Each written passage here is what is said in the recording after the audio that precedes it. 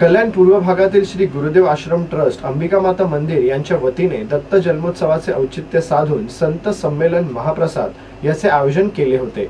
महामंडलेश्वर प्रकाश नंदगिरी महाराज यांच्या उपस्थितीत हा कार्यक्रम पार पडला। श्री दत्त जयंती निमित्त गुरुचरित्र पारायण, दत्त पादुकांवर अभिषेक या बरोबरच दुपारी 4 वाजता भारताच्या विविध प्रांतातून आलेल्या संत महंतांचे संमेलन आयोजित केले।